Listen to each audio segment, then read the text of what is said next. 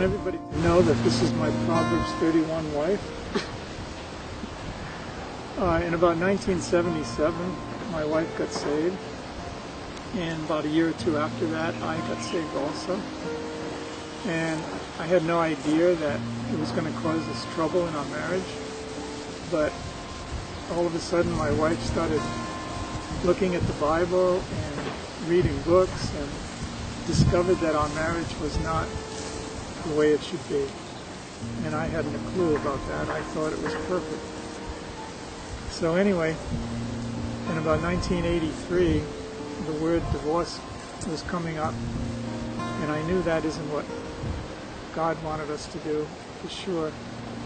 And so I decided to ask God what to do, and at that time he suggested we go in to do a crossroads, so at Youth with a Mission. So we packed up, took our kids up there, rented our house, and lived there for 3 months doing a crossroads. And at the end of the crossroads, God still didn't quite heal our marriage.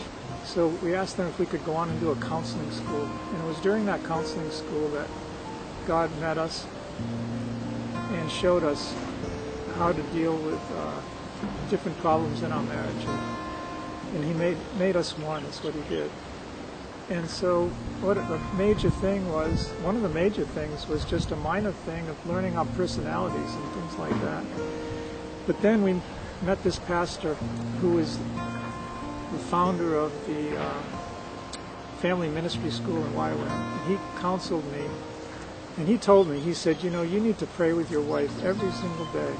And he said, for what you guys are going through, you not only need to pray with your wife every day, but you need to read the Word to her every day.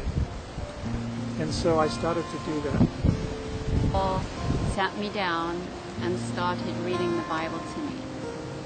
And at the time, I was in just so much pain that I didn't even want to listen.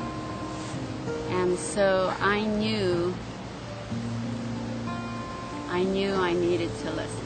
So I sat there every morning, and at this time we had 2 sons at home, and we had to get up early in the morning, and I think we were getting up at like 5:30 in the morning, and we would sit there in the dark, and Paul would read the Bible to me, and for about the first year I sat there and I just cried, and he continued to read the Bible to me and pray with me every morning.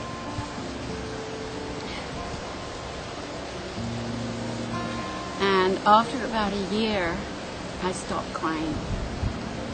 And then another year or so went by, and in the past, I had in my mind a whole list of all the things that were wrong. And, you know, it came to the point where I couldn't remember some of the things. And then even more time, and I couldn't remember, I would think to myself, now what was that he did that was so wrong and caused so much pain?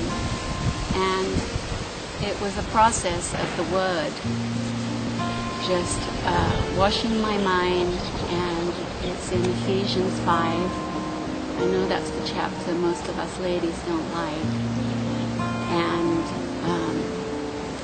And it was just a healing process.